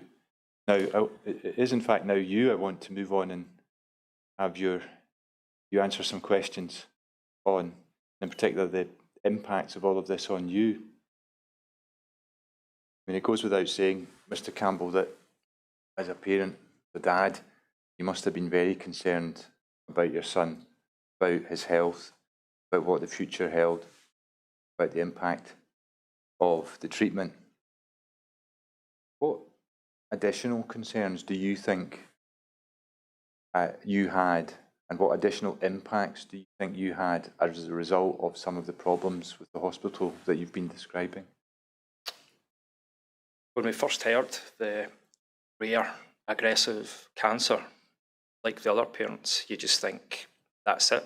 You know, he's done for. And you just think, we'll just have to make everything as comfortable as we can for him. So you try all the variety of things that you can do to make that possible. The impact to me, I was broken by it all, completely shattered. But again, I had to, as I mentioned, get some tools for me to pass on to him so he didn't notice that, and to use that. I haven't shared this with anybody before. I'm not one to talk about feelings or how things bother me. And it's hard for me to put this across. But a lot of my inspiration came from the children that I saw, and how they can still smile, and going through so much hardship, they can still smile through it all. So I learned from that. There's a lot of motivational kids I saw in there who are no longer with us today. I've took great courage from, and James took great courage from. But the doubt that the Health Board, and indeed the Scottish Government, not answering questions, that festers in me. And instead of a constant fear that I've had to live, bearing in mind this is close to 3 years now, especially with COVID, I've been walking on eggshells with infections and not being able to live a normal life. Fear soon becomes replaced by an anger. And it's not a nice emotion to have, that festering away at you, looking for answers. You get an element of paranoia because there doesn't seem to be a lot of coverage in the press about what's going on. And you think to yourself, did that really happen? You know, was that what happened? And why is there not so much of an outcry on what's been going on? So you doubt if you are doing the right thing for your son. And I think I did do the best I could. And at the end, I couldn't do any more. I was frazzled. I was the kettle boiling with no water. I was burned out. And that's when things started being added on by the hospital, when you are burnt out, when you had nothing left, kept going to your reserves. But then next, there was always a next. And the fear of James going into remission, I haven't had a chance to see a future for James because there was always something coming next, a new challenge. Because the cancer was rare, the MRIs came up, remission, should have been great remission. I didn't believe it because I told myself, there's no way he can come out of this with what he's facing. It's an impossibility, having seen so many other children lose their lives in there. And it's just heartbreaking. So, yeah, it's just really hard to come to terms with everything and project a future because, as I said, what is the future? This would certainly put a closure on a lot of my questions if I could get them answered, and I could move forward. But it's going to take a lot to bring normality back. COVID certainly hasn't helped. But yeah, I'm trying. Well, maybe, thank you for that, but maybe that's a good opportunity for us now to move on and think about some of your questions that you've been trying to get answers to. I think we can see from your statement, paragraph 125, that you wrote to the then Health Secretary, Jean Freeman, January 2019, is that right? That's correct. Why were you doing that? I was at the end of my tether. I wasn't getting any answers from anybody at the hospital, and I thought, why not just go straight to the top of the tree? And yeah, I was pretty much amazed to get a reply back in the same day from Jean Freeman herself, not an aide, and that she was going to ask for an update from her senior advisor. She didn't seem to know what was happening herself. She had to ask for an update. And did you get an update from that? No, I don't believe it. I was told to have faith in the nurses, which we had from day one. It was the building and health board that were letting us down. The fact that we saw the health board's representatives on the news and things, I thought, portrayed very callously, no emotion, no heart. Jane Grant, I felt, has done absolutely nothing to allay the fears of the family. I think Jane Grant would probably be better suited to a position in Cornton Vale instead of the care of a children's hospital. It's best if I don't tell you what side of the governor's desk in Cornton Vale I think she should be. And I don't say that words loosely. I think what she's done is horrendous. There's some kind of massive cover-up going on here, a web of deceit that can only be explained by their silence. And you have quite a significant section in your statement, beginning, I think, round about paragraph 117, about your exchanges with the health board. And you indicate that you felt you weren't getting the whole story, is that right? Absolutely. You also indicate, I think, at paragraph 118, that this was not just impacting on you, but it was also impacting on the clinical staff, is that right? Yes. What do you mean by that? The nursing team, clinicians, everyone just seemed exhausted. They just seemed really at their wits' end. And the girls there are phenomenal. You know, there's nothing they won't do for any of the kids. But you could tell they were carrying a heavy burden here. Some of the nurses were pregnant. Some of them were, you know, maybe other ailments as well, that you could tell that they weren't confident being in that environment with as well. And I would ask some of them, you know, are they giving you any antifungals to take? Like, do you have to get anything for working in the ward? And it was just a knowing look. It wasn't a yes or a no. It was just a kind of, you know, I'm leaving that as an open question or an open response. You know, I don't want to talk about it. So I couldn't say for sure if they were, but my impression was that they were grossly uncomfortable with what was happening. Embarrassed. I'm sorry, Mr. Campbell. Oh, no, I beg your pardon. Did you say embarrassed? They were highly embarrassed, yes, mortified with what was going on. I think you indicate in your statement, beginning at paragraph 131, that you engaged in correspondence with Mr. Best, who's the Chief Operating Officer of the hospital, is that right? Yes. Now, you set out in some detail the content of those exchanges,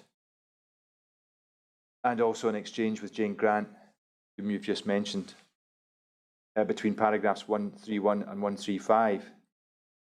Now, I'm not going to ask you to read all of that out. I think you understand that we've got your detailed evidence on that, and that's obviously something that the inquiry will now investigate. Is that right? That's correct. Yeah. So if I was just to maybe try and capture what I think is the summarised version of what you've said, you could maybe add to that any bits that you think I've misunderstood or have overlooked. I think, am I right in understanding that Mr. Best told you, as you understand it, that he said the first time the board knew that there was something wrong was in 2018, is that right? Yes, when there was a rise in a spike in infections. And are we to understand from your evidence that that's not something that you accept? Not at all.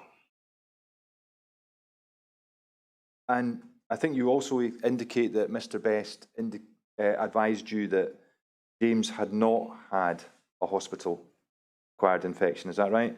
That's correct. And you say, I think, that you asked for the evidence to support that, and you say that that's just not been provided, is that right? Yes, there are apparently the only records to show James was tested for any blood cultures were 2 screenshots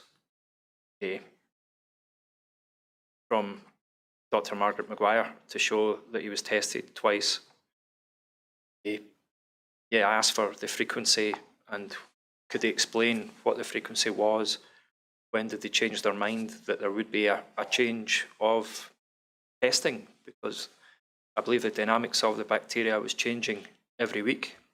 They mutate, it's a different bug they're testing for. So obviously a different testing regime is needed. Can't keep testing for the same thing because you'll get the same results. And yeah, it just wasn't, it's just going back to the independent report when the infection control team recommended way back in 2015 that there was issues here. And the health board are trying to tell me that the first they knew about it was 2018. And other evidence, speaking to other parents, just preposterous to think that they did not have any idea till 2018 something was wrong. I cannot fathom that out at all. Yeah. And in addition, I think you say that one of the things Mr. Best said that, one of the things that Mr. Best said was that children should not have been given prophylactic antibiotics without an explanation to their parents. Is that right? Yes, you got the impression that I was referring to James being given prophylaxis secretly, which I think he was. Yeah, this is before anything came to light, and he says no, children should never be given anything secretly. It's an agreed plan, and it was like by a case-by-case basis.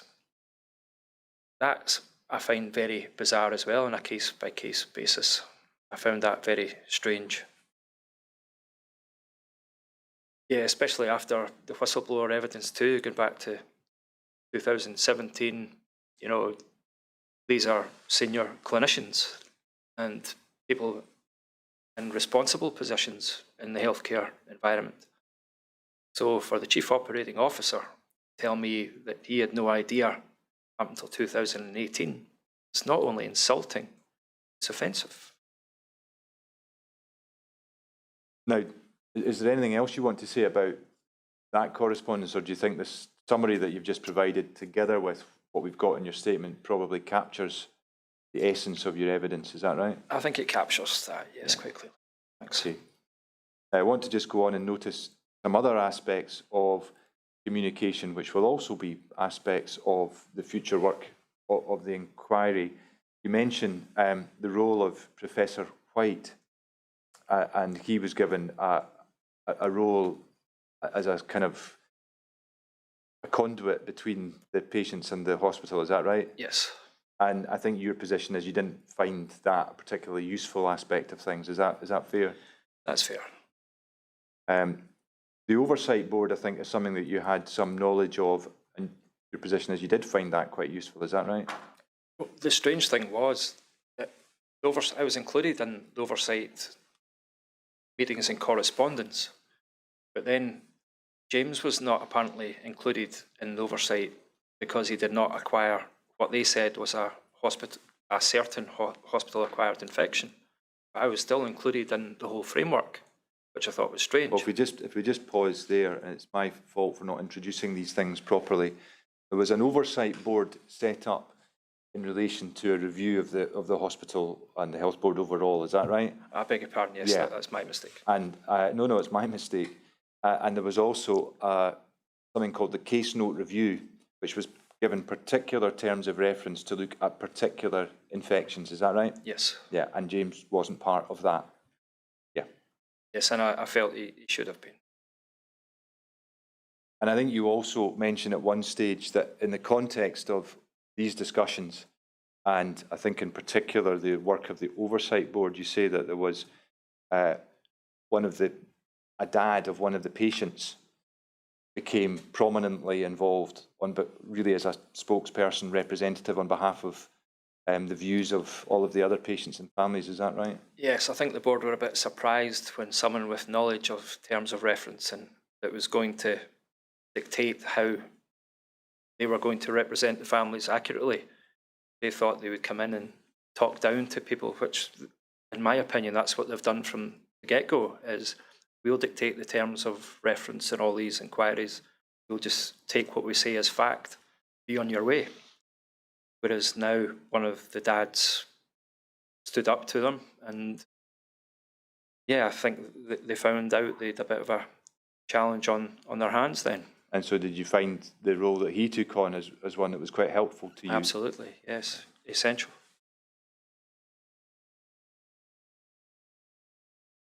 Now, Mr. Campbell, we move to really the conclusion of your evidence. And in your statement, you've set out, beginning at paragraph 146 and concluding at paragraph 153, a number of reflections. And we've got that evidence from you, and that is evidence, obviously, that the inquiry will take into account during its further work. Am I right in understanding, Mr. Campbell, that you also have prepared something that you want to read now at the end of your evidence? Is that right? I'd be grateful for that opportunity, yes. Absolutely. If I may begin, my lord.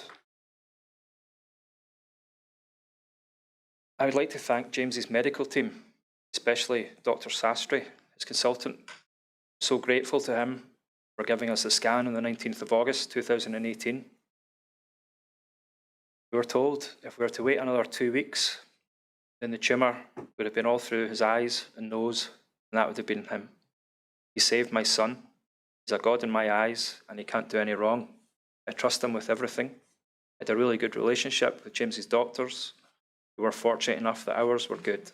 I know that some of the other parents didn't get on with their consultants. I noticed when I attended the hospital with James for follow-up MRI scans that due to COVID, people were no longer allowed to congregate and smoke at the main entrance. The hospital is now taking the infection risk seriously as a result of COVID-19. But when there was a risk to child cancer patients related to infections, they didn't. As far as I'm concerned, there's people at the very top of government who knew about the issues with the water. I am not making direct accusations. However, the impression I am left with is that the First Minister of Scotland can't give straight answers. She must have seen the documents, the handover and the process have been done, and there's pressure to get the new SNP's flagship hospital open. Due to the type of cancer James had, if he relapses, that's it for him. I do not want him dying in that place. The environment isn't clinically fit for children. There are a few children no longer with us, and those children were heroes. They were the ones that James and so many others going through treatment looked up to. They did so much for the children following behind and the treatment, like the rest of us who have been more fortunate. James sometimes mentions other kids he met in the wards. He asked if we can have them up to play. Some of these kids aren't here anymore. How do you tell a 4-year-old that those kids have died? How do you tell the wee girl he's friends with had died of a possible infection? It's heartbreaking. Sometimes I've just told James that they're on holiday, and you can't tell a 4-year-old their friend is dead.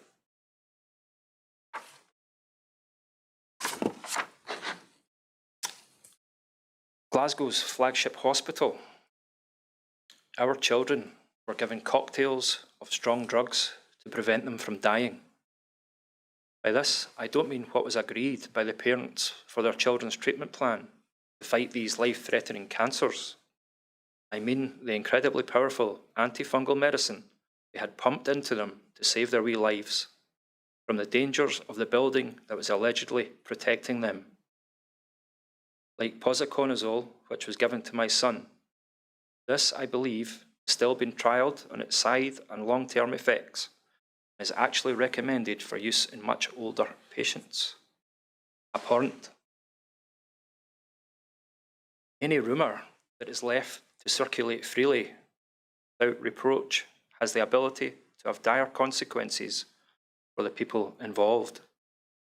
That rumour can end relationships, split families, and even ruin careers. Greater Glasgow and Clyde's Health Board did nothing to allay the fears of the patients and parents with the constant rumours we encountered. They all slowly began to be substantiated, and yet still silence from the executive. We knew we were fighting a rare cancer and could accept that and fight it with every morsel of our being. But we never knew where this new environmental danger we now faced was coming from. It apparently surrounded us from every corner of the building.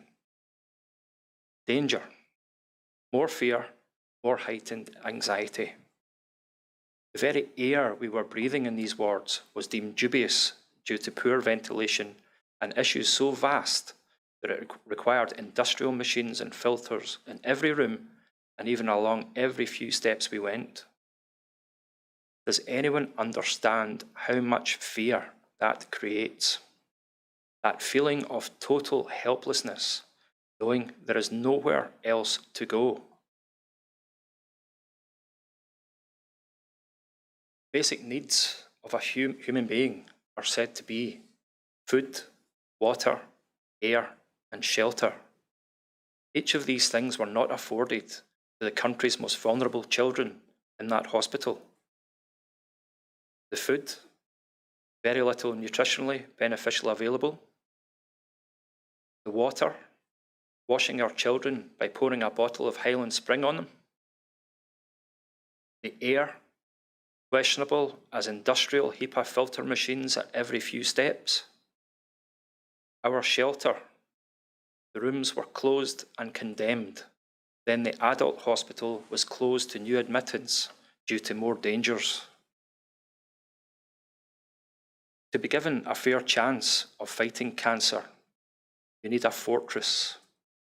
Our fortress was rotten from within, and instead of being impregnable to all evils associated with childhood cancer, it was actually susceptible to it, assisted its spread, and then let death envelop our children.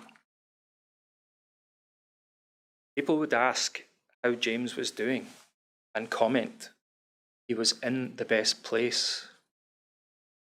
Does your Lordship and Council agree that this building was certainly not the best place for my son to fight cancer? I am extremely fortunate still to have my son with me today. I prepared myself for the worst in 2018, as I did not honestly expect him to pull through this. It's miraculous he has, and a testament to that wee boy's endurance and fighting spirit. The odds seemed to be too great for him to overcome with all these new dire challenges he faced. There was always something next to fight. So much so, he has not even rung the bell on finishing his treatment. What should have been a fantastic, joyous day for us, we feel robbed of that. COVID was the next challenge, and my doubt of his well-being still festers today due to the psychological impact that hospital and its awful custodians have bestowed on James, myself, and his family. My family and close friends have been an outstanding support, and while always on hand for us, I didn't realise at the time just how all this affected them too. My Lord and the inquiry team, please allow us some closure uncover the truth, let us move on and believe again. Thanks very much, David Campbell, James's dad. Thank you, Mr. Campbell. My Lord, I have no further questions, and I don't think there are any further questions for Mr. Campbell. Thank you very much, Mr. Campbell. That's the end of your evidence. Thank you very much indeed. My Lord, thank you for the opportunity.